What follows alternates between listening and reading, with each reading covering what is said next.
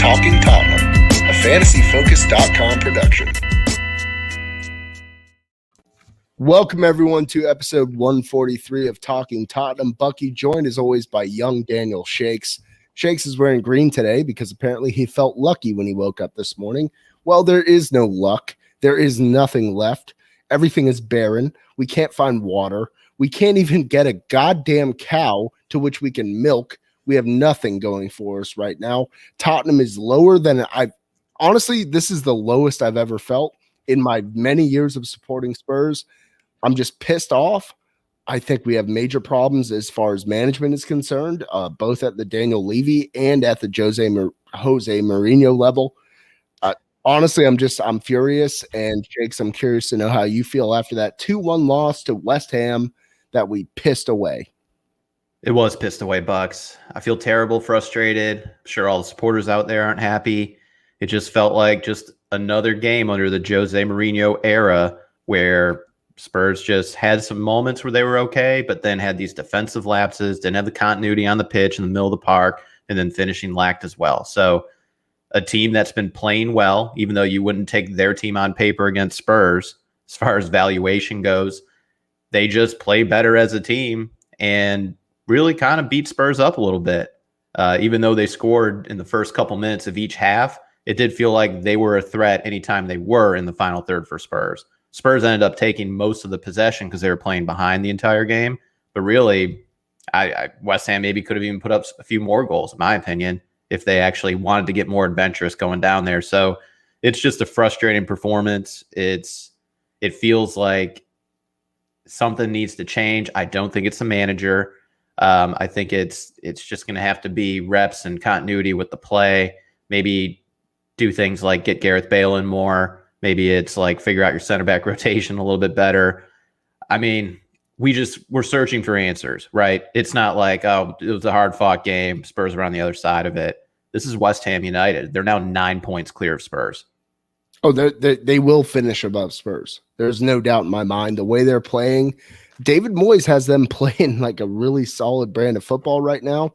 That's the thing with Spurs right now. We don't have a brand of football, right? We don't know what we're doing. We had possession, yet we couldn't capitalize. And then when they had possession, they were able to capitalize. It's that simple. It boils down to me to a couple of different things. Number one, the lineup choice made no sense. I posted it on Twitter where I was questioning, why was the Eric Dyer project in there over Toby? Why isn't Toby in the mix? Dave needs Toby. Toby needs Dave. And Dave, I think you're going to chew Dave out really hard during this episode. But Dave needs Toby. Dave and Dyer does not work. We know this. We've done this project. I mean, that's its own project aside from the freestanding Eric Dyer project. That is its own thing. And it's a terrible thing. It doesn't work. Dave and Dyer don't work. I saw that, and I loved what I saw from the lineup. I like Tanganga at right back. We'll get there. Believe me, we will get there. And then I like, obviously, getting Reggie back in the mix, who I thought was our most effective player in the first 50 minutes of that match. What did you feel about putting Dyer? Before we get into the lineup, and this is part of it, what's the to me, this is the fundamental question to ask you, Spurs supporters. Do you think this was the fault of Spurs center backs, Dyer and Sanchez, in this case, happened to be the pairing, or Jose? Just if you had to assess 50-50, 60-40, 70-30 blame, who's the blame on? I'm blaming Jose. Okay. So we're starting there. So I agree the lineup did not make sense when it comes to playing Dyer twice in 4 days, because he did play with Toby against Wolfsberger. I understand Toby being on minute restrictions. However, if you thought Wolfsberger was a game where you could get away with kind of subbing in 5 different players and really Spurs kind of came out comfortably against a team that just isn't, they're super limited. They suck. Yeah, they're not good. Okay. Let's not put lipstick on this pig. They're not good. And that just means you got to play Dave maybe there if you want Toby in your more important game against West Ham, because they're above Spurs in the table. They're fighting for top 4. This is just a game Spurs had to at least get a point. I mean, I thought Spurs needed the 3 points. So to look this way, not get anything, I just the trust that was put in Dave, unfortunately, it's just not there anymore. He was terrible on the second goal. really seemed to kind of get out in no man's land on the first goal too, even though that was still more Dyer, Hugo, and Tanganga's fault on that one. In addition to Son, who's not innocent in that one as well. He's got to close down the cross. So it does feel like there are these defensive lapses that plague Jose, but these players were all good once before. I mean, it turns into that question of, is it just bad luck on Jose's part that it just so happened the players that looked great in 17 and 18 are now just not EPL level players? And I mean Dyer, I mean Dave, and maybe even Toby, and then also perhaps Serge and perhaps Davis. It's just like, is he just bad luck with all those, or is it tactics? Is it training? Is it on Jose to get the best out of those players? I mean, that's the other fundamental question. If you think it's Jose's fault, then you must think it's not that he's not delivering just on the game, on the pitch for the game. He's also apparently not prepping the team the right way on the weekdays. You can't keep rotating center backs the way that we're doing it right now. It's ridiculous. It's absolutely ridiculous. This is the 24th game of the season. That's why it's Jose and Alex Asher, who's been awesome on Twitter. He has been just blowing us up with all sorts of great analysis, his takes. And Alex, I appreciate everything that you bring forward on Twitter. He blames center backs 90%. Sure, those are the players that are making the mistakes, but the manager puts them in position. The manager puts them on that starting 11 sheet, and he puts them out there. And the fact that we keep on rotating the center backs, the fullbacks, everything that we're doing is just inherently wrong. It doesn't make sense. When Spurs are playing their best football, we know our back line. And you might get a fullback rotated here and there. You might get a center back in a Europa game, a nice rotation there. It's bullshit right now, Shakes. Nothing makes sense to me. And you had mentioned just now, we've seen these pairings be successful. We haven't seen Dyer and Sanchez be successful not one time. Not one time. And that was the thing that puzzled me. Honestly, you wake up at 5:45, you have your 3 beers before 7 o'clock, because that's how we have to do it. Naturally. You got to chug beers in the shower. It's no big deal. I mean, alcoholism is probably, you showered? Oh, I always shower before Spurs. Yeah. I gotta get the dirt off me, Shakes. I gotta feel something. Before and after now, though. I listen to a lot of Roy Head. Roy Head is an old 60s musician.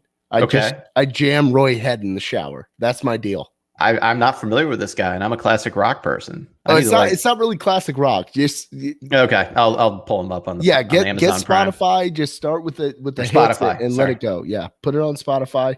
Whatever you got to do there. But I'm a Roy Head guy with 3 beers in the shower type of deal. I was pumped up. I was pumped. It is a long shower. Well, you're 0 water pressure, so I can understand it taking a while to wash that hair nowadays, Bucks. That's got to be the biggest complaint of your long hair now. I have to admit, it takes 30 minutes to wash it with that pressure. The water pressure is a major problem. Shakes would rather, if I offered him a place to stay, Shakes would rather stay at the Red Roof Inn. He would just say, that's how bad it is. Yeah. The water pressure, Bucks, your situation just ain't good.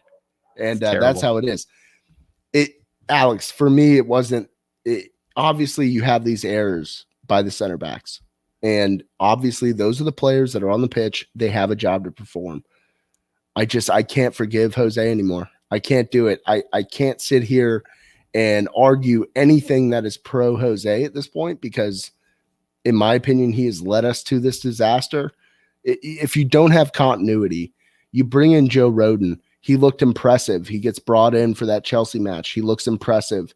And then all of a sudden, he's not even on the sheet. He's not even a substitute. Is he hurt? Does he have COVID? I know there's a lot of variables in this current climate, but you have to at least breed some sense of continuity. And this is the biggest thing that we're missing right now. Every game, it's a different center back pairing. And it doesn't make sense, because that continues to be the failure. And I understand from Jose's perspective, like, I have to find that mix. We don't have that mix because we don't have the consistent play with the same partnership. And that to me is the biggest failure. So while obviously we have errors in the center of the pitch on defense, it still boils down for me to be Jose. It is a matter of just saying, hey, I trust you two fellas to get this done. When Spurs are most successful, you think back, it was Toby and Jan. And then when Jan's hurt, it's Toby and Dave. Toby is the consistent piece here, and now Toby has been cast aside. I brought up Joe Roden. The thing with Toby doesn't make any sense to me. He played against Wolfsburger, didn't have much to do, right? Didn't have much to do. They had that one threatening chance in the first half where Toby was kind of on ice skates. Aside from that, he didn't have much to do. So what, you make a trip to Budapest and all of a sudden you can't play on Sunday? It was jet lagged. Come on, man. I'm actually closer to Alex, where I think it's more on the center back play, where the fault with Jose is. So whether it's 70-30 or whatever that split might be for me, it's 70 more to the center backs than Jose. However, Jose's part in this is he just, for whatever reason, as great as a manager as he is and all the accolades and trophies he's won in the past, he just apparently cannot identify the two best center backs to play together. So if he wants to blame their play on the pitch, he needs to remember he's the one that selected them onto the pitch in the first place. So that's where I think Jose takes that part of the blame. With that said, again, like Roden's coming up from the championship. I get that. Toby, for a while, was just an all-world player. Dave had an incredible start to his career at Spurs.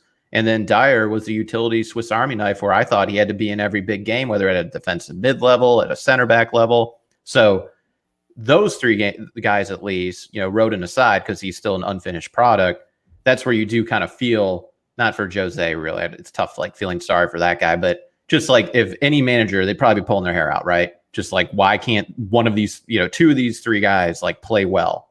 Because they don't have a consistent run. I don't think that's it. I just think Dave has dropped off to the point where, look, he got a bunch of appearances for Spurs, and maybe you can still sell him on his raw talent and just think of it more like a loan that you kind of didn't really make money on. And I just think Dave is someone that just can't play anymore. The mistakes that he made are too debilitating, Bucks. And I don't know if that's like, oh, Jose should have coached him up better on that Man City gaff, or just Jose should and Sacramento should have coached him up better on the second goal today. King, really. I'm sorry? Ledley King, really. Yeah, and Ledley King. Yeah, it's on Ledley King to not, tell him what to do here. But I just think Dave is just someone where when he's right, he's great. I mean, we talked about it in the Everton match where he's an aerial presence. He can pinch up and like win ball back. West Ham was a good team here, so maybe Dave's someone that's got to play against the Burnleys and the Newcastles where Spurs are going to be pressing more and having possession. But when there's experienced strikers or wingers on the other side that will make you pay and they're playing well, like West Ham or any other team that's in the top 10 of the table, I don't know if Dave is equipped to be that guy, Bucks. Completely agree. He makes too many mistakes. And that's on Jose, too, for not identifying that. That's still on him, but I kind of get his frustration. It's like, it must be that Joe is hurt or something, COVID, who knows? It makes no sense that he's not getting a steady run here because he impressed me, and I'm all about at this point. The league is done. In my opinion, top four is done. So you have to think about where do we look next season, right? How do we set up at the back half next season? Because I don't think we're going to be pulling in. Everybody talks about Skriniar. I don't think that we have the magic touch to pull $45 million to get Skriniar in. I don't think we have that. Well, we'll get to that. We will get to that in terms of severances and buyouts. Yeah, about how that we actually get that ability to purchase a top tier center back. And I'm not even sure Skriniar is that guy. He's good. He's probably better than what we have currently, but for the price tag, I'm sure we could do a little bit better for a little bit less. Sold on him. Yeah, I'm not sold either. But regardless, you need somebody in there. Let me break this down. Big White Hart Lane, longtime supporter, great friend of the pod. He provided me with a statistic today from Opta Joe on Twitter. Jose Mourinho has earned 81 points after 50 league matches in charge of Spurs, his lowest total at this stage in any managerial stint.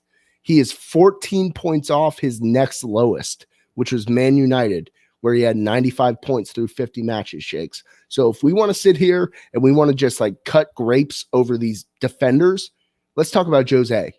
81 points, 14 short of what he had at Man United, which was a terrible stint there. Obviously, I know they won Europa, blah, blah, blah, whatever. Hopefully we can. Go Spurs. But I'm rooting like hell in Europa. I honestly look forward to the midweek matches more than anything, which is just as a supporter, it's a terrible spot to be in. Like, we're sitting here and we have to look forward to like putting meetings off so we can watch Spurs at 3:00 on a Wednesday or a Thursday. It's bullshit, man. I can't even enjoy my weekend because there's just this cloud. There's this huge cloud. And in my opinion, that cloud is Jose Mourinho. I am staunchly Jose out at this point. I'm not staunchly out on Jose, but I'm looking at it more pragmatically in the cost of getting rid of Jose. Where would you turn to? Does it really ever work to like switch managers mid-season? Like, what are you expecting from this Bucks? And then also the team still buys in with Jose. Like, they played hard and actually were the better team the last 40 minutes of that match. And I think that was more because of the offensive changes that Jose made, which again, you're like, where was this in the first half? Why didn't we think of starting this way? So I'm just not Jose out yet. I can't be. The other part of it is, we mentioned the buyout. Like, it seems like there's no break clause, meaning that if he is basically under contract for 2 more years at around $15 million a year, that means $30 million would go to Jose, or at least some sort of discounted net present value. That'd be a big number, close to it, if you did want to cut ties with him today. And I don't want that to get in the way of not being able to purchase another center back or help in the midfield or help on the wings, or I should say more fullbacks. So I just think Levy needs to shoulder some of this blame here. Okay. He needs to just say, look, it's tough times right now. I believe in Jose. I believe in this team. I believe in this team, how it's constructed. And Jose is our manager until, the rest of the season. That will not stop the questions, but at the very least, it kind of subsides them a little bit. And I just think Levy needs to almost take the bullet for Jose in this situation, because now it's just going to turn into its own little dumpster fire where Jose, every single time he sits down at a presser, is going to be asked about his job, asked about his tactical changes and all this stuff, and why maybe the game has passed him by. It's only going to feed more problems with the team on the pitch. If they're watching that too, they're going to be asked the same questions. Do you think Jose's job's in jeopardy? It's just going to turn into this whole thing where sometimes it just all self-manifests, right? Like, if you just keep believing something could happen wrongly or happen this way, it just might. So I just think Levy needs just to come out and say, Jose's our manager for the rest of the season. And I just think that helps Jose only, because what's the alternative? I get it, like getting rid of Jose. Not, if he got fired tomorrow, there's no love lost. I just don't think that's pragmatically the best decision right now for the club. If you're going to make a change and eat the cost, do it at the end of the year, because what are you going to do? You're going to bring in some, I don't know, like who you bring in, or if you just, promote within. I just don't know what that accomplishes for Spurs. No, I think that's a fair point. And I'm all about whatever we can do to kind of galvanize the troops a little bit, make sure everybody understands that, he's here for the long haul, all that good stuff. If that's the case, though, Shakes, it still needs to be very, very apparent that we have to solidify the back line. What is our back line? You don't know. I don't know. Nate Keller doesn't know. Alex Asher doesn't know. Our listeners don't know. We have no idea what our back line is. We have Serge Reguilon, and that's it. That's the only thing that we understand right now. And that's our problem. That's where we lie right now, Shakes. We are in a pit of despair because we just can't get any sort of continuity on the back line. And once we do that, I don't care if we keep losing matches. We're losing matches now with this carousel route. So if we figure out, look, we're going to go forward with youth in mind. We're going to go Joe Rodon and Toby, and that's how we're going to ride this season out. I'm totally fine with that. I am totally fine. Whatever happens, screw it. The league is done. The league is done now. You think top 4 is just completely unattainable? Done. Shakes. It's not worth it. Spurs have Burnley, Fulham, Crystal Palace next, Bucks. It's not. We're going to lose. Look, they're not taking matches. 12 points out, or excuse me, 9 points out of it. But they do that, then there's a conversation, because who knows who play. I haven't mapped it out for everybody above Spurs, which is now a growing number of teams. But it's large. That's what happens, though. It's like, yes, I get it. Spurs have a game in hand. They already played Liverpool, Man City twice, along with Chelsea twice. And then they're going to eventually get this run of games where they are going to play teams with, sheet versus sheet, inferior talent. Whether that means they get points, that's where then you get pissed off at Jose.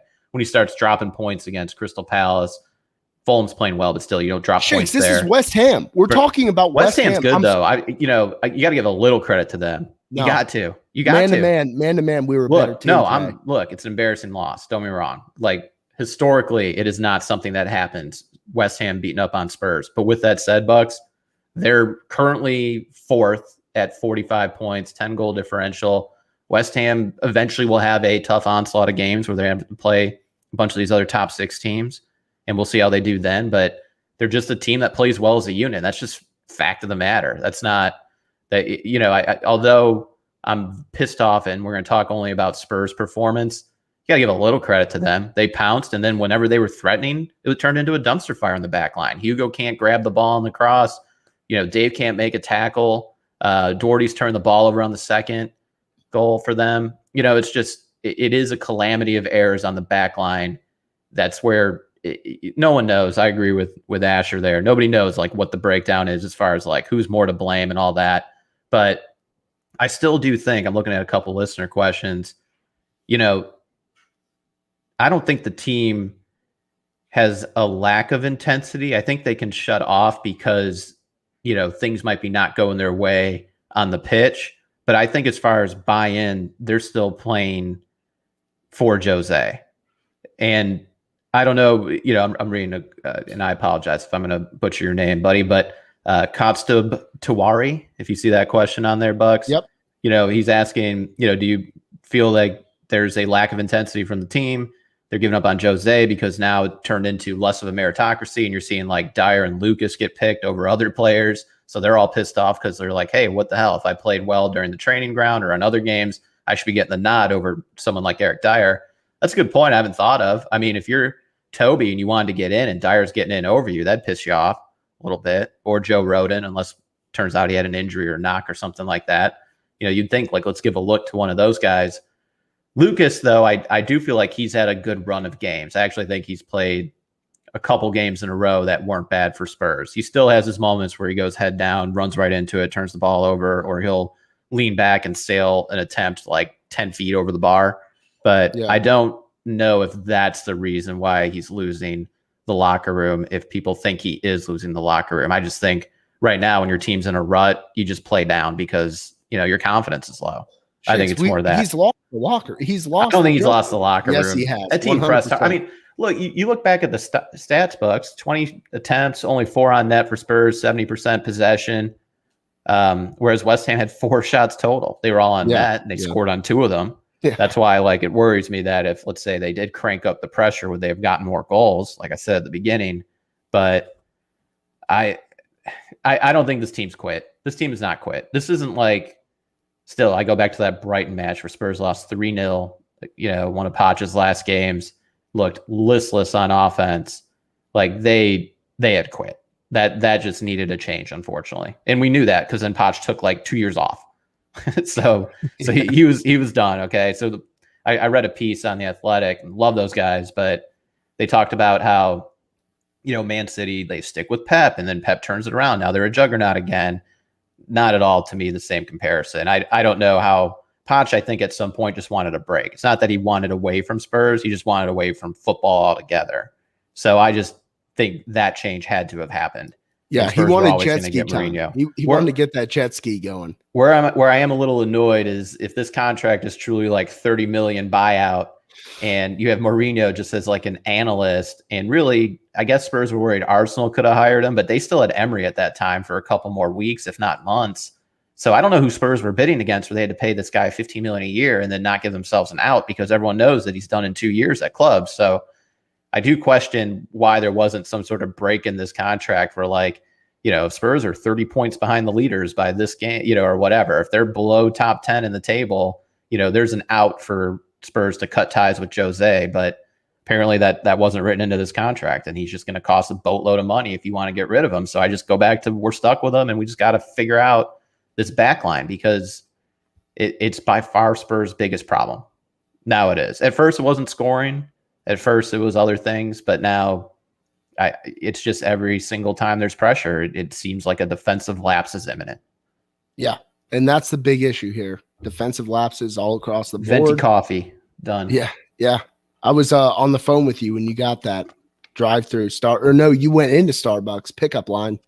Yeah, threw the mask on, ran into the pickup line, which is the way to do it. If your Starbucks is around the block, basically with cars, you do the pickup, find a good spot, run right in, run out. That's the play for me. I was running all sorts of errands when you called me. No, you called me. Daddying pretty hard. You called me, Shakes. I did call you. You're right. I was pissed off. It was a fit of rage, Bucks. You were in a fit of rage. I don't remember like who called who, how the conversation started. I don't even think I said hello to you. I think I just went into bitching about stuff. You did. Yeah. You did.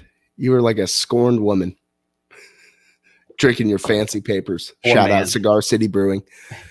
So for me, it boils down to this. I will admit we are stuck with Jose. I don't think there's an out there, and considering we have no ticket gate revenue, we're going to have to kind of see this through with Jose. And that is what it is. But that doesn't change my perception that he has to figure out what works and what doesn't. And even if it doesn't work, I want us to have something that we can lean on for these Prem League matches. If we don't have something in the Prem where this is our defensive pairing in the middle, these are our fullbacks. Let's get to Tanganga. Let's get there right now.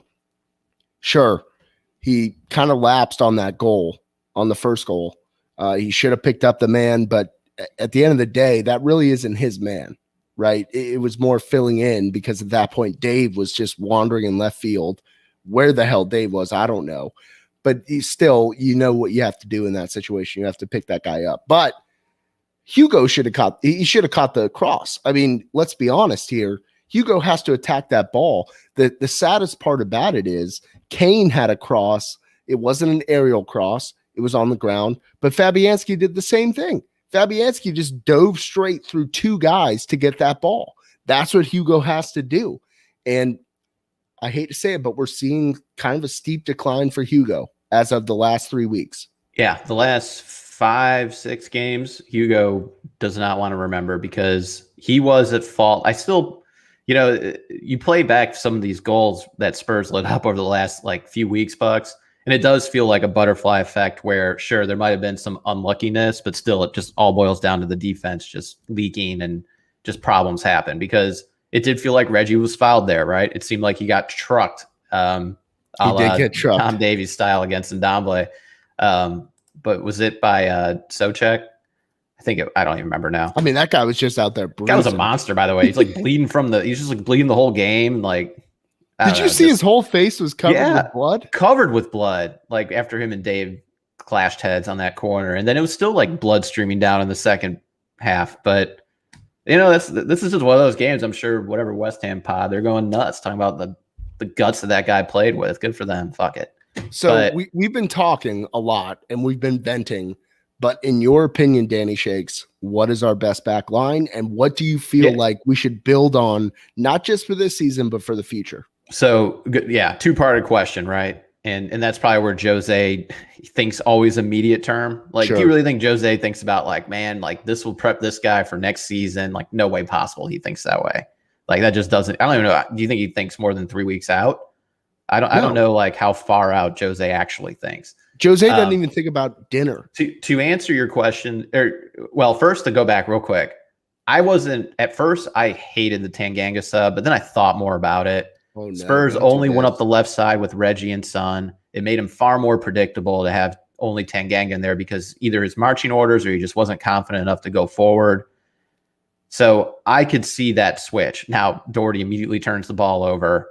And then, you have the second goal. So that instantly was terrible. However, Doherty does link up better with Bale, his buddy Bale. And I did feel like he was not a hindrance on the squad minute 50 on. So I will concede that Tanganga wasn't completely at fault for the first goal. He could have maybe helped out a little bit. And then he wasn't giving anything going forward. Spurs had to get more offensive. And that's just what Jose thought. Could he have made that change in the 60th minute? Yeah, that's where I get pissed off at Jose. And that's always being the Monday morning, look back in hindsight guy. But I just feel like he makes these subs at halftime that just piss me off when the team's not playing terrible. They weren't playing terrible at the end of the half, Bucks. Not at all. I get going to Bale. Bale maybe should have just started. If you think you're only going to get 60 minutes from Bale, just start him at the beginning, then pull him later, just because you can get him on the pitch longer, because I actually thought he was the one bright spot. But I'm just saying the Tanganga switch didn't need to happen. Now, going forward for the backline question that you asked me, Reggie and Tanganga on the sides. And then I think, I would have really fought for Dave like a month ago, but I just don't think he has it. So I think it's going to have to be right now Toby and Joe. And I don't know if the only thing Joe has going for him is just he hasn't played. So I haven't thought of things that he's done to fuck over Spurs. Yeah. So maybe it ends up being a Toby Dyer, when they were doing well in November. I don't know. It's just, I'm done with Dave. So I guess if I got the 4 center backs in some sort of rotation, Dave's 4th, and then you got Toby number 1, and then Dyer and Joe are in between there, where right now I just want to give Joe the look, because what's the point? I know what I'm getting with Dyer. Just mistakes and just terrible turnovers at times. And, if you want the forward-looking passes, you get that with Toby. So that's my answer. Go with Joe and go with Toby. So I'm on the same boat here. Here's the thing that kind of puzzles me, and this is a question for you as well, Shakes. If Aurier comes back healthy, would you prefer a Toby Tanganga center back pairing? I mean, Jose doesn't even trust Tanganga as a bullshit. right back. No, this is the thing that I can't stand for. I can't stand for this thought process. Tanganga can play anywhere on the back line. You're blinded with look, I love the sack Tanganga too. However, we have 4 center backs, Bucks. I get it. He was brought up as a center back, but he can also play as a right or left back. And I think that's important as a utility player for Spurs. And he will one day have a home somewhere if he sticks with the squad, at a specific position. But right now, I think you need him at right back. And you brought in Joe Rodon, specifically. So, you just got to give him a look before you go to Tanganga. You see our guy Nate Keller here. Toby and Joe are very intimidating center back pairing, tall and handsome with tattoo sleeves. That's what I'm talking about, Nate. We have to intimidate. We can't play, but we need to intimidate. It's like little giants. When Spurs were more handsome, we were better. It's true. Yeah. You and I used to talk all the time about how handsome our squad was. Well, we lost Lorente. We lost Lorente with those. When Lorente went out, Spurs looks, it took a full point hit. I mean, just brought down the average. Yeah. And then Gazzaniga, he's gone. Yeah, so Gazza's gone. We're dropping way Ollie off. Skip's gone. God, Ollie Skip with his 39-year-old ass. Oh, man. Yeah, my best back line right now, though, is the same as yours. I mean, and maybe calling it the best is probably a mistake, right? We should probably just say this is how we feel we should go forward, and let's just play this out until the record skips. Let's just see what we have, because this whole carousel action that Jose has going on right now, it's bullshit. It's a goddamn nightmare. It's a goddamn nightmare. You're like, all right, who's going to be the center back this time around? It's like, okay, I can't wait to see how Dyer and Dave F this one up. So you said that you now understand, at least you can appreciate the Tanganga sub. I can't. Yes. I can't do it. I can't do it. And the reason being is I understand that the left side was what we were using to try to operate on the attacking end. I totally understand that. Here's the deal. When we were most effective last year, when Jose first stepped in, we had the swinging gate, Shakes. We're going way back. We're hitting the throwback machine last February, or actually last November. Last February sucked. This February sucks. But the way back machine, you had the swinging gate, and it just switched. You had Aurier pulling it on the right side in 2020. And now it's Reguilon on the left side, Reggie doing his thing. I didn't see the need for it, because I found us to be quite effective in that first half. We weren't great. Obviously, we couldn't finish, but I felt that a goal was imminent, and I think Bale coming in would have been the perfect sub. Just put Bale in and let's ride. Let's get that goal. Let's equalize, because Tanganga is not going to make that mistake that Doherty made. And so I guess the thing that kind of puzzles me is you pull Tanganga. First off, 2 halftime subs is asinine. Why are we doing that? Did he think we had 5 this game? Do you think it was still Europa? I don't know. But in what world are you pulling 2 subs when you're down 1 goal? And the team didn't look terrible after minute 15. I mean, there were some chances. They weren't like as good a chances as Spurs got in the second half. But I wonder if you read my show's notes, Bucks, because I wrote the same thing. I go 3, the 2.5, as I called it, when you had Davis playing back on the left wing lock, and just reverse that. So you have Tanganga playing almost as the third sided center back on the right hand side. You're pushing Reggie up. You are overloading the left side. I get that, but then maybe allows someone like an Ndombele or Mora or Lamela, whoever it was, to try to do something on the right side too. Or just Bale. So you're just Bale filling in that and in. let him roll on the right. That's where I don't get it. I don't know if it's like they didn't practice with Bale and Tanganga in at the same time. Like that part didn't make sense to me because it's like, oh, if we're gonna put Bale in, we got to take Tanganga out, too. So that didn't at all make sense. But yeah, I mean, if you're gonna have like maybe the play is you switch Son and whoever's on the right side. Problem is Bale's already said I'm not playing on the left side. But if you keep someone else that's threatening on the right-hand side and then you play Tanganga back further, you still got to respect that side because like Sonny's over there, as opposed to, with all due respect, to Lamela, who also should have got a red card today. But I guess it was yellowish, orangish. Bad tackle. Like, my dear Lord, the Badger just out for blood. Just he was out for game. blood. He's going for ankles. This is my issue with starting Lamela is he had like 3 fouls prior to that too.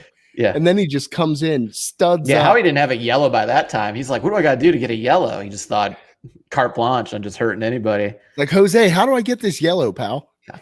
Just by the kill way, a guy. That I also wonder if that's why he came out at halftime.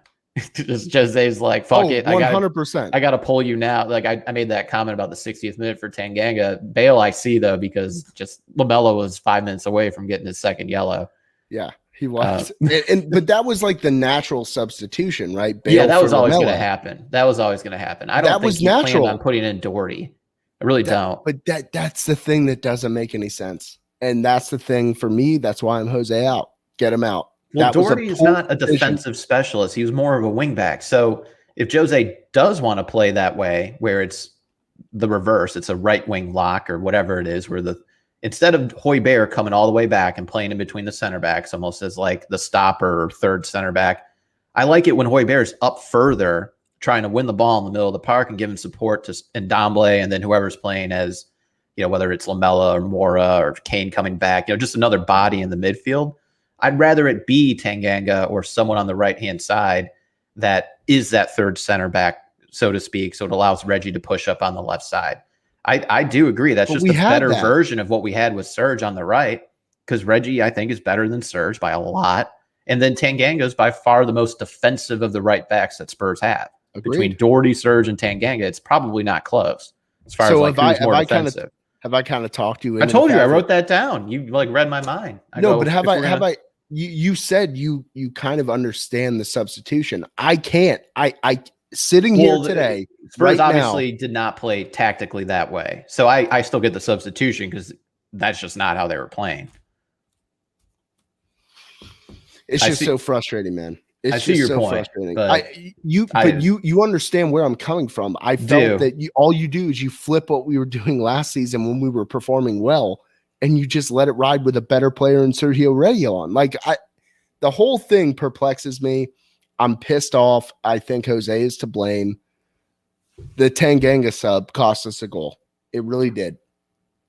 The thing is, though, let's say Spurs equalized. Whenever West Ham went forward, Bucks, it did feel scary. So it's tough to look at the really Spurs could have stole a point because they played well in the last 40 minutes. They played better than West Ham.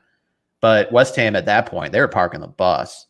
I almost thought West Ham was getting too conservative. I thought that was kind of on Moyes. I thought they shouldn't have played that way. They almost got too conservative. They should have realized we're as good as this team. They should have just punched Spurs in the mouth a few more times. But maybe they just thought they could get a fast break goal, get it on the transition. But I get where you're coming from on Tanganga, to put a bow on it. But Spurs, maybe if they start getting a little bit more confidence in Tanganga and want to play with more continuity and start seeing the same lineup a little bit more, in addition to center back rotation, get Tanganga in there, play him as the third-sided center back, push Reggie forward, swap Son to the right side. So you still got to keep them honest on that side.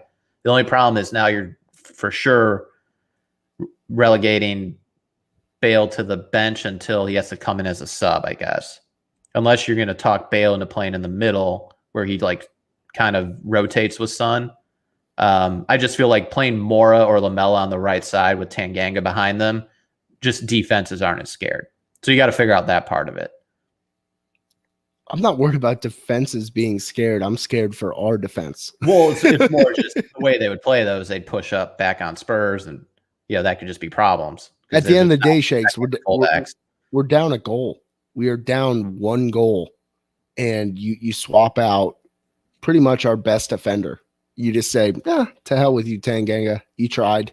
You made one minor gaffe that really I can't even hold you responsible for, but I need a scapegoat. And that's the problem with Jose right now. He has to find a scapegoat.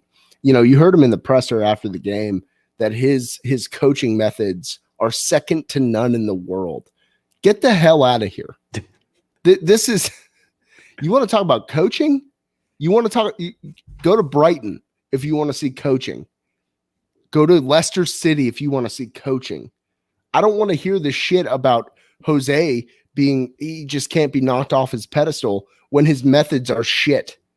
His whole line of thinking, it just isn't lining up with what we are as Spurs.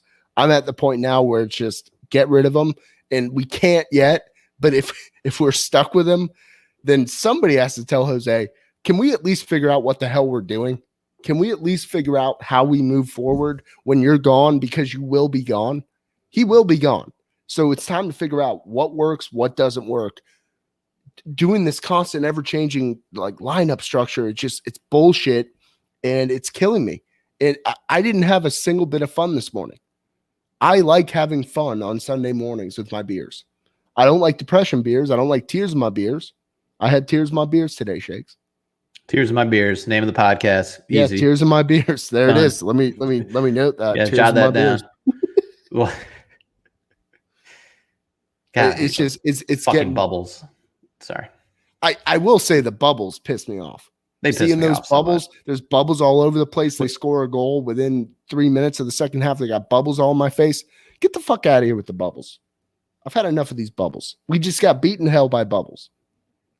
A bubble hitting off a player is like a Dave attempt at a tackle right now. It's very close. Just pops right off you. Well, there's a lot of Doherty hate here. We got Robert Larman. Well, Doherty, I mean. Alex Asher. Yeah. Well, the problem with Doherty is that he seems very specific. It's like, he was great at not great. He was good to be starting 11 caliber at Wolves when Wolves played a 3-4-3. He was the right-sided wing back. You had like Neves and the other center mid escapes me. They had this like really well-constructed team where he just was a cog in that. You don't just like take him and just say, all right, we're going to play a 4-2-3-1. You're just on the right side. He just doesn't defend as well. He's not that quick. As well, he's not good at defending. Well, as well. Do you think he defends better than Serge? No. I mean, that's why when Jose probably had him out there against Everton, he yanked him, remember? And I thought it was conditioning and, just whatever it was. Transfer over, it's like a weird season because of COVID and all that shit, and you had international play. But really by fall, like going into November, Serge was just starting right back. Like it wasn't close. He was playing over Doherty all the time. Tanganga was still hurt. So, I mean, now that you have Serge hurt, you see Tanganga come up as healthy playing over Doherty. I don't know how Doherty starts again, Bucks. I really don't. Unless Jose just thinks like he looked better in the last 40 minutes because he linked up with Bale at times with a couple passes, but really just hopefully Jose sees through that bullshit and knows that West Ham was just parking the bus, so he had the freedom to go forward. It's just don't fall in love with this Doherty experiment because everyone can watch it happen. It's just not there. He's a backup right back. That's just what it is. You keep mentioning this link up with Bale like it was these. It wasn't great. It wasn't passes. Great. But I'm just saying, these were simple passes. This is everyday play. I know. You should be able to put in any professional to perform the way that Doherty performs as far as the link up passes with Bale. That should be just like cut and dry. I'm licking a stamp, throwing it on my envelope, and then sending it in the mail. That's what that shit is. This isn't hard, Shakes. And I'm sorry that I'm getting heated. I'm not mad at you. I'm mad at myself, and I'm mad at Spurs. I'm mad at Jose mostly. But I am pissed off. Like none of it made any sense. Basically, that cost us the point. That single substitution, and that's why it's Jose out. He's done. He's done at Spurs. I have no. You're just calling for him out. He's out. He's just out. Let's get to some questions here. We don't need to get man of the match. My man of the match is the Lord up above. I thought Mora played well. I actually thought LaMelo had a good first half. I agree with one of the listeners that wrote in that he just unfortunately plays so aggressive that he limits himself, whether he burns himself out or just has a yellow by the 25th minute. That's the problem with LaMelo. So, you know, the LaMelo Bale mix, I kind of don't mind just because it's like, well, I don't think I can get 90 minutes out of Bale due to his fitness. And then I don't think I can get 90 minutes out of LaMelo due to him being a wrecking ball and just not being able to play safely for 90 minutes. Katy Perry. Yeah. So for him or to those around him. So I don't know, I thought LaMelo was okay. And then, I mean, Reggie for being back and not playing forever, he made some good runs. I still think he was fouled on that first I thought goal. LaMelo was great. That one run he had. And LaMelo had that through pass to Kane. I mean, I don't know, Bucks. Spurs could have eked out a point here. Easily. It definitely could have happened, but still, like, it just felt like our back line was just ready to just fall like a house of cards at any point. Yeah. Let's get into some listener questions here. So we have Kostab. Do you guys think we should give that 4-3-3 with the packed midfield like against Everton last season? Gio, Musa, Winks, that should help with the defense. In my opinion, yes. Anything that gives us a little more solidarity and defensive protection, we need to go back to parking the bus. West Ham didn't really offer us that opportunity. You know, we had possession and we saw that it failed. And when we're failing, when we have 70% possession on a game, you know, it's pretty evident that we need to be more defensive focused. So 4-3-3 might help. The problem is I don't see the cogs that really work with a 4-3-3 in our current setup of players.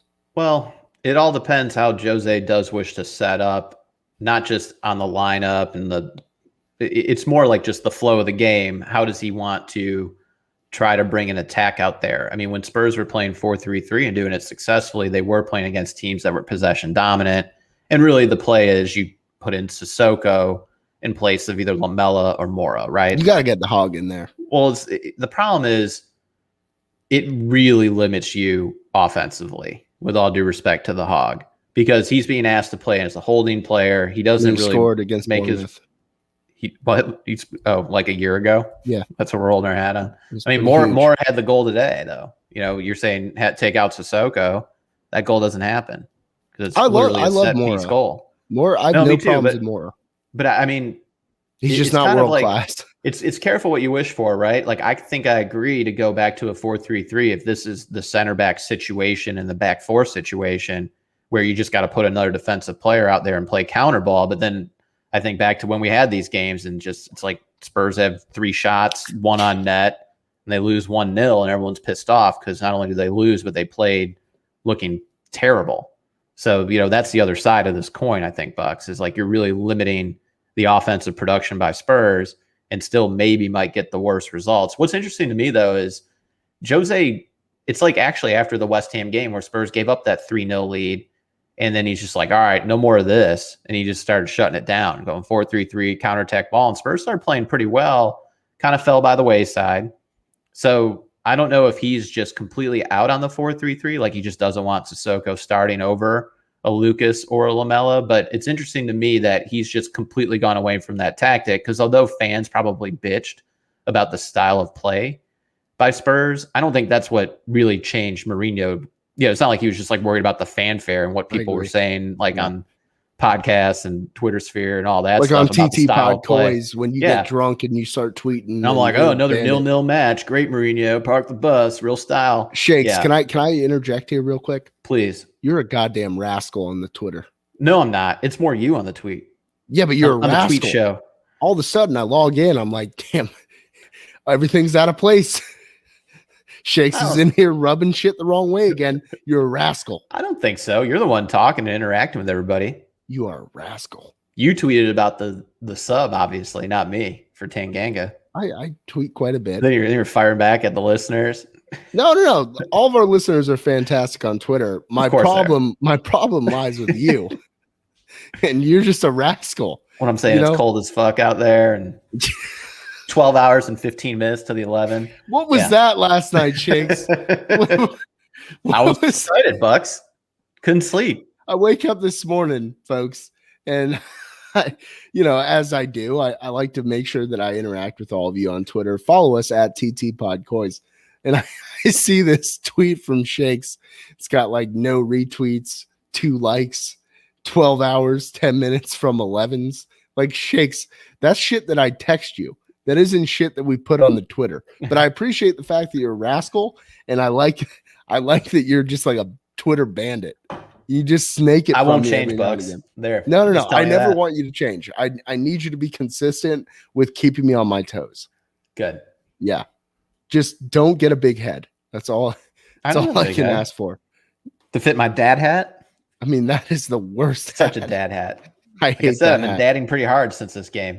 Well, now that we're on Laundry, YouTube, food pickups. People can actually see Danny Shakes' dad hat. Yeah. You should have seen my reaction the first time I saw this, which is like a year and a half ago. Bill's not flat enough. All right. No. The bill is just terrible. I hate the fact that it has that navy blue in between the 2 white pieces. Like, it's the worst Such a fucking dad hat. hat. It's It is such the a dad worst hat. fucking hat I've ever seen. Love it. But you keep being a rascal on there,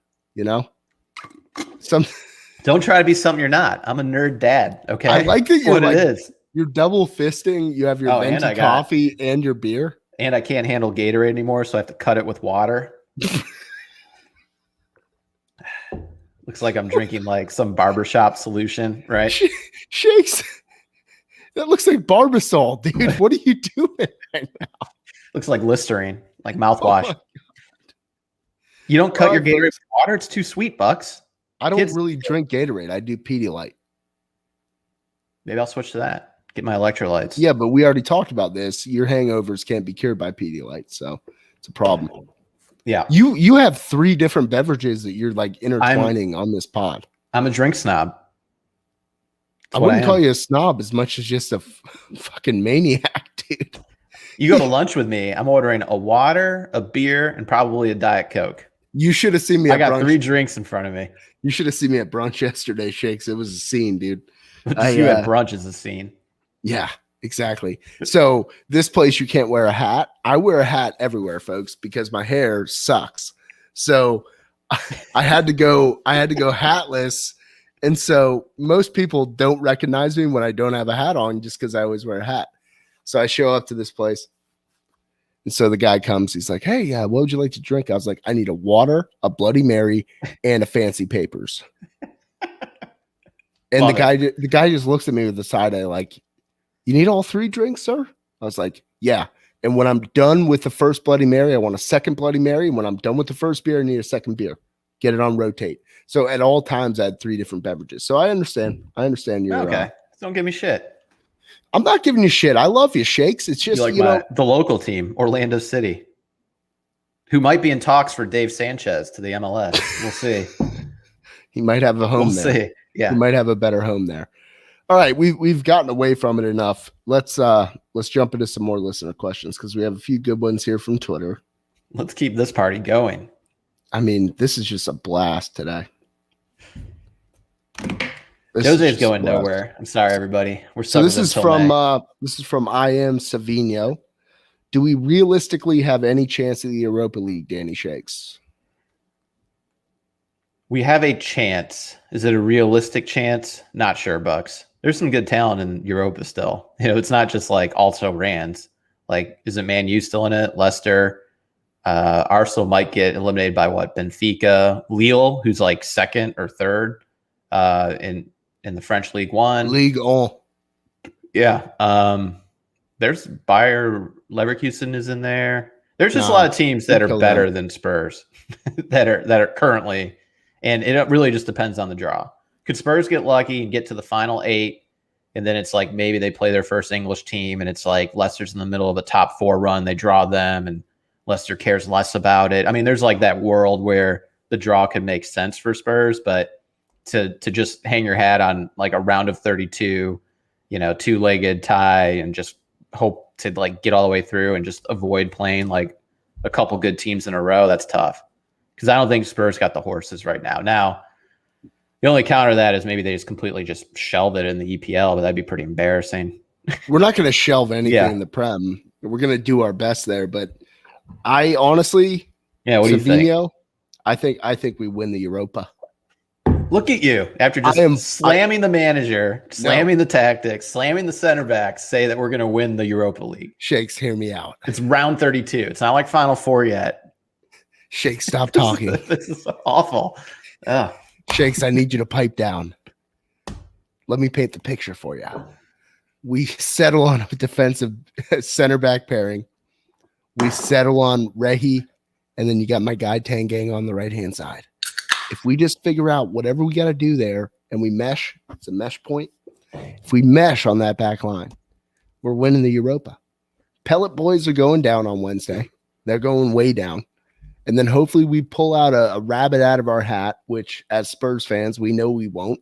It'll be we're going to draw Benfica, goddammit, and we're going to have a mess on our hands. See, I don't want to draw Lille. That's who I don't want to draw.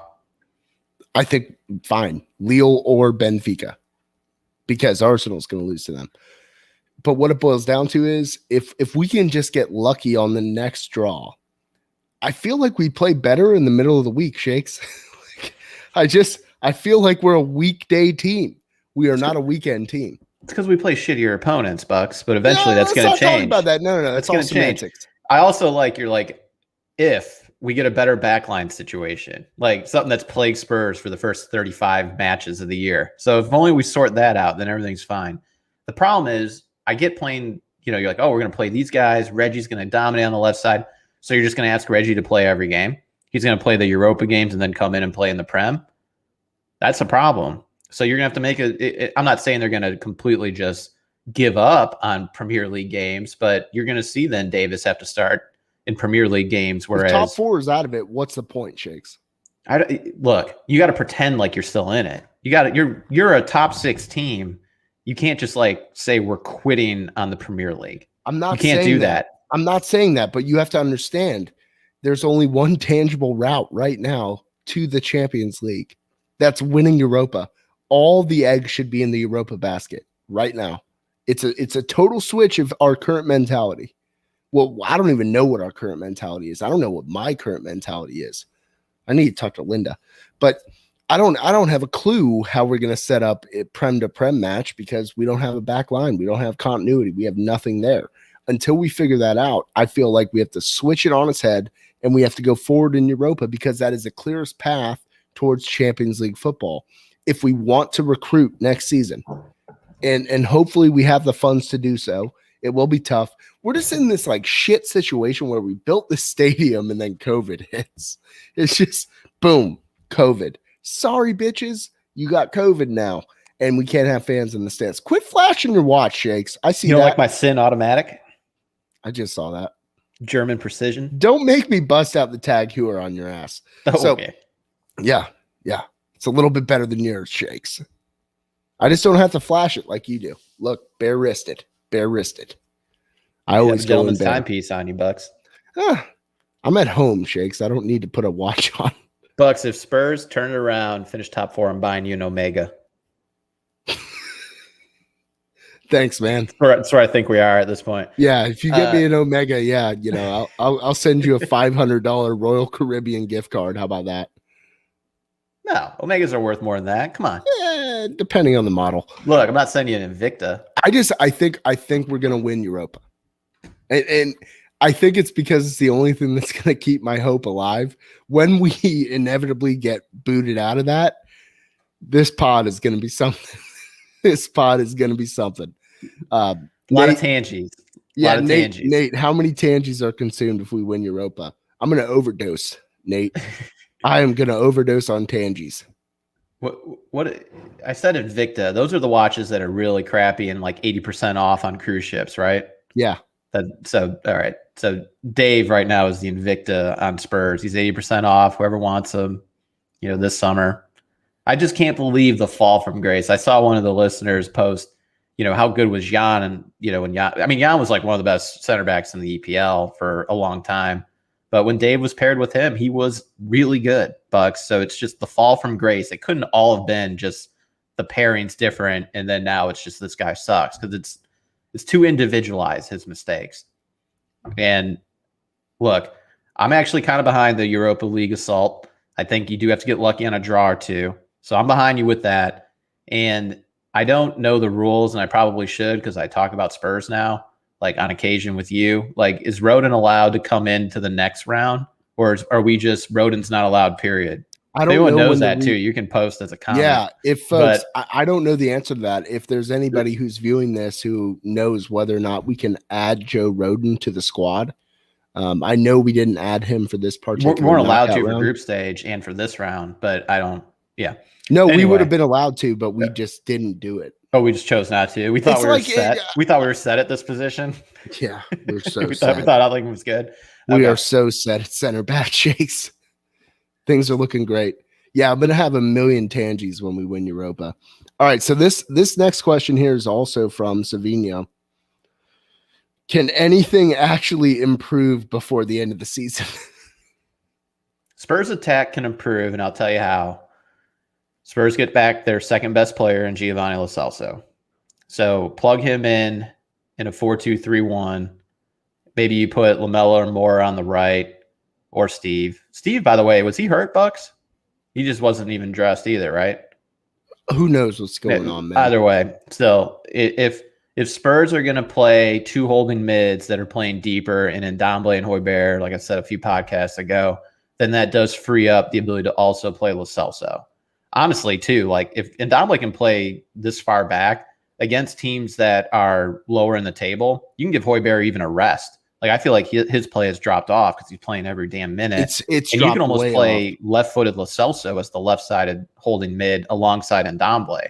I think Ndombele has come that far up. The problem is, I don't know if Lo Celso has that kind of fitness yet, because it does seem like he either rushed himself back, thought he could go, and then suffered this setback. So to then tell him to crank out like 70 to 90 minutes as a holding mid, running box to box, it's tough. But I just think once you get Lo Celso back in there, that creativity can only help. So I think that's what can be improved on.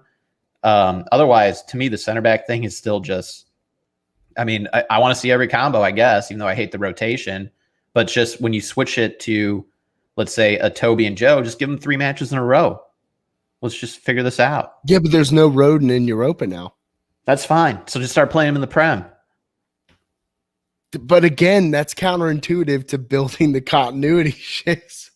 Like, the fact that we've squeezed him out of the Europa squad means that we're limited. What was the point of even getting him then? Well, that's the big question. That is the huge question that I think we all have. Why do we have him if he's not even going to be on the bench? Why do we have him if he won't start?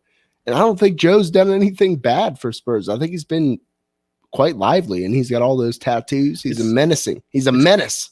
Like, you think of the transfers coming in, Bucks, and it's like, I think Reggie, huge win. I think Højbjerg, huge win, even though he hasn't been playing the best right now. Bale, look, disappointment, let's be real, but I saw some signs of life today, and maybe the stretch run, he'll be a little bit better.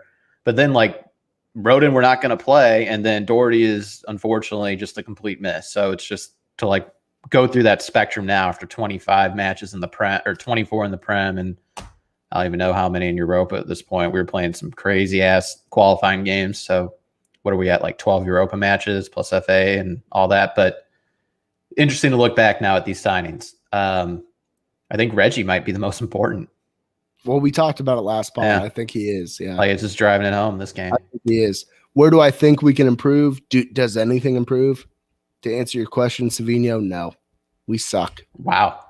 You don't think Tanganga keeps playing on the right side? Maybe Jose plays the right-sided center back lock type situation. I'm completely jaded, Shakes. I have no faith. I'm just gonna drink my beers. I'm gonna watch. I'm gonna hope like hell we get a win. Let's talk half-assed tactics real quick, Bucks. Would you rather Spurs play the right-sided, lock where they have Tanganga float back as almost the right-sided center back, push Reggie up, or would you rather Højbjerg play as sometimes right in front of the center back pairing, like you saw at the beginning of the season, Or would you just rather Sissoko come in? So those are your three options. Højbjerg as the third center back at times, Tanganga as the third center back at times, or just 4-3-3 Sissoko running. You posed probably the toughest question I could ever have to answer right there. In my heart, I want Hogg back in there just doing his thing. But if Tanganga is on the right side, then there's really no need because I feel like he's so defensively fundamentally sound. I'm going to go Tanganga. I'd prefer Tanganga holding it down and then Sergio doing his thing on the left-hand flank. See, and this will probably change a little bit when we get Lo Celso back, but it's weird. It's like you've seen success with the other two options. The Tanganga option is a very unknown option. We probably also kind of like the idea of it because we haven't seen it yet, playing him as the third-sided center back on the right-hand side.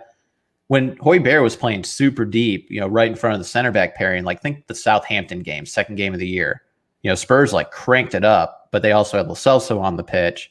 So it's like you had more creativity above Højbjerg, who was just there to be another defensive player in front of the center backs. Sure. But then also when Spurs played 4-3-3 and like really did their counterattack ball, it worked well against Man City, Arsenal, so it's weird that like I kind of gravitate to that Tanganga option too, when I knew the other two lineups at times had success. So I don't know. It's weird to me too that Jose is now just 100% in on this 4-2-3-1 over the 4-3-3. And I don't know if it's like over time when he kept switching it at halftime, the tactics and all that, if like he just started, I got to stick with it. I don't think we have the guys for the 4-3-3. I don't think we have that middle. I don't think we have. You got Sissoko that you could just plug in. What, at right mid? No, you'd plug in Sissoko, probably float Ndombele a little bit more forward. So basically, it's like you're playing Ndombele. So who's playing left mid? Højbjerg. So if you had 4-2-3-1, it's Højbjerg, Sissoko, and then Ndombele forward. All which right. I don't think. But that's a 4-2-3-1, Chase. But that's what I mean. Like it's still a four. Like it's 4-3-3 in Jose's eyes because he just thinks Ndombele's also clustered in there. Well, he's with the license to move forward. But he's impeccable with every move he makes. He's Jose. He's all knowing. He understands the lay of the land. He's the best manager in all football, second to none. Second to none, Shakes. Just predicts everything. The one thing I'm going to hold on to, Bucks, is the way Spurs are set up right now in a 4-2-3-1 where they are asking Ndombele and Højbjerg to play deeper. When you plug in Lo Celso, the team will look better. I'm hanging my hat on that because now we're allowing Ndombele to play deeper and probably a better position for Ndombele, not going forward like he's just Dele. You're making him play deeper so he has possession. He can start things up, and that might help Spurs link up more from defense to offense. I just think when you have Lo Celso in there, like you're missing like someone like an Eriksen too. Whoever it might be, like someone that's more creative. You got to stop bringing Eriksen up, Shakes. Miss Rick so much, but I'm just saying when Lo Celso comes in, it's a different team from like when he was hurt. Like it's like two tactic formation and 38 lineups ago, like the last time Lo Celso played. You mean 38 games ago? Yeah, whatever it was. I mean, it's been a while. No, I'm saying like it's a new lineup every fucking game. But yeah, I just think that could really change some things, but that's my only hope as far as to improve on what we're doing, aside from just maybe guessing right on center back roulette. And you just fall into 5 good games in a row by a center back. Like, God forbid one of them plays well for a little bit. To answer this succinctly, how do we improve? I would say Jaffa Tanganga deserves a steady run, match over match. Just keep putting him in there, and then let's see what we have, because I think that's the first kind of chess piece to fall over in terms of moving forward. I think you have to leverage Tanganga and his defensive ability, and if we can do that, and he grows, he gets better. I don't care if it's at right back, I don't care if it's at center back, left back, wherever the hell it might be. I think he's going to be kind of a catalyst for how we move forward for the next 4 months, and that's what we need. That's what we need. Next question, Nate Keller. I know you're joining in right now. This is a really good one. If we all created a GoFundMe to raise money for a new defense, what type of cheese do you think Levy would buy with it? So what type of cheese? Yeah, cheese. Hopefully not Swiss. Definitely not Swiss. A lot of holes in it. Too many holes. I'm going cheddar, and it's got to be very sharp cheddar. So very reactionary, very sharp. Is it like English cheddar, or are we talking like an American cheddar? American sharp cheddar. Really cuts in, decisive. It's something that knows its role. And that's really what we're asking, right? Like just be in the right spot, be solid, be fundamentally sound. That's a sharp cheddar. That's fair. I'm going to go Jarlsberg. Okay. Nice soft cheese. Let's say white and creamy. Oh, very white, very creamy, very nutty. It's a very nutty deal. Do you want white and creamy though out of your center back play? What do you Shakes? If I need anything out of my center backs, it's white, creamy, and nutty. See, I'm trying to go away from nuttiness. I don't want that as my center back play. I'm going Jarlsberg, but that is exactly what Daniel Levy would do. He'd just buy a fucking cheese room again. Jesus Christ. All right, Alex Asher here. If you write down the center back options for every team in the Prem on 20 pieces of paper and rank them, do you pretty much get the current Prem table? That's a great question. And the answer is probably yes, minus like a position or two. I mean, top three are Man City, Leicester, Man U. I mean, right there. That's all you have to start. You love Soyuncu, don't you? Yeah, I mean Diaz, I know Spurs wanted him, but it's not like we just had 70 mil or whatever it was to dole out for it. But now that Man City's got probably the three best center backs in the EPL. So like someone rides the bench. I know. Between Laporte and Stones. I like Leicester's set. I love Leicester's set. Soyuncu is such a Cro-Magnon motherfucker. That guy is something else, man. No, I love him. And then Leicester, they're just a machine. And it's funny. I kind of thought they really like hit the back. They're like the back half of their season, like after the restart. It didn't seem like it was them, but I didn't expect them to now be second in the table this far the next year. Cruising, man. I think if we go back to our podcast, I still had them maybe fighting for top four. You and Everton Jordan were out on them. But the other thing I always What do you mean? I had them finishing third this year. You did? We'll have to go back and check the tapes because I think that's false. Well, check the tape, Shakes. I want you to do that research. I know that I had them at third. Yeah, no, you probably did. But the other thing is, remember, where was Castagne from? The Belgian that's their right back.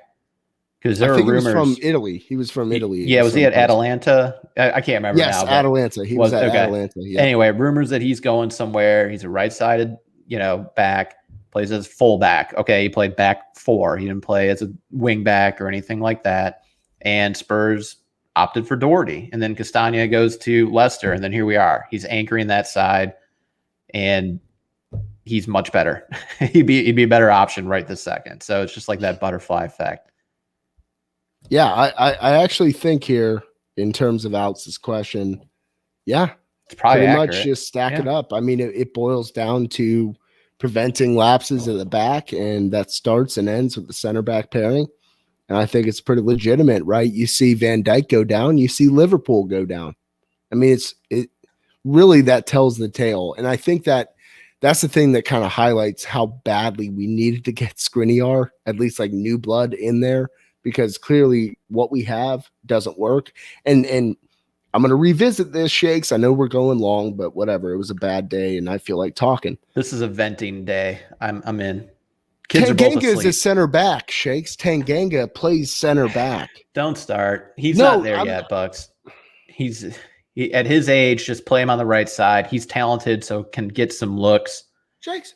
He's got a little bit less, little less responsibility if he plays as a right-sided fullback and then comes back as a center back if Spurs play that pseudo back 2.5, 3. I just think you go that route with him. Do you see the look on my face right now, Shakes? Yeah. You're worried about Tanganga making mistakes? We have everybody else under the planet. They're all making mistakes, Shakes. No, they're all making mistakes, but I would just play Rodon over Tanganga. If Rodon came in and sucked, I'm on board with your idea. We don't have Rodon for Europa. Okay, so that's fine. I was talking about Prem. Forward. I want to move This was forward. A Prem match that just happened. So, I mean, unless he was hurt. But I just think you give Rodon the nod first. Shakes, and I then love you you. go. I love you. But love you too, buddy. I hate your guts. Here we go. Brian Lozen, longtime listener. Thanks for the question. Reggie immediately has an impact. Still can't finish. Do we have any shot at Sabitzer in the offseason? So Marcel Sabitzer. Seems like a player we desperately need. Creates and finishes from different spots.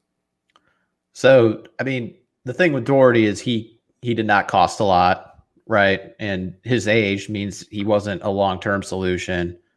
How old is Sabitzer? Sabitzer, I want to say, is like 24, 25. He's like, yeah, so he's under 25. He's prime. I mean, that's just whoever it is, Max Aarons, I've heard, just a right back needs to. Sabitzer is more of like a right mid. Oh, he's more right mid? Yeah. I don't know. RB Leipzig. That's right. My fault. Yeah, he is 26, so he's right in the middle of his prime. He only helps, sure. I mean, what's the price tag on him? Probably pretty high. Probably like 38, 40 mil. Well, I think I'd rather spread out 20 million times too on center more backs. Help on the right back and center back. Yeah, I just because it all depends how high you are, I guess, on Skip. Because then at some point you're gonna have Ndombele, Højbjerg. Do you play Lo Celso far back, or are you gonna play him more forward? Then you have Skip coming back. And then there's still Winks Sissoko there. I mean, are we just out on Harry Winks at this point? So I don't know if that's our immediate need, Bucks. It's weird. It feels like we have no depth at holding mid. Yet at the same time, Sissoko and Winks are there, and they started in the Champions League final. So they also started against the Pellet Boys. They did, and Spurs looked okay. With that said, Pellet Boys kind of suck. Yeah, they do. There needs to be just some transfers out, right? Is that kind of what we're coming to terms with? So this summer, it's like, I don't know if you can get rid of everybody, of course, but like, could you see Dave moving on?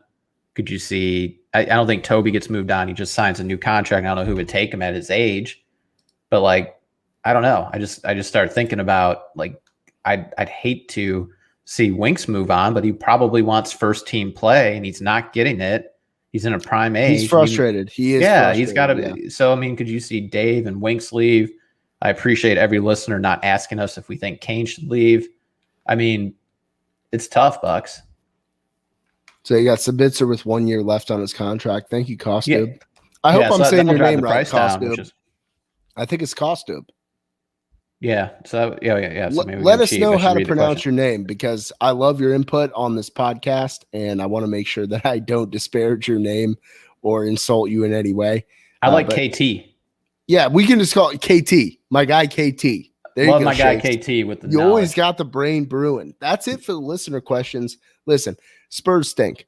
All right, we got to figure this out. We need to rebuild. But Shakes alluded to it earlier in the pod.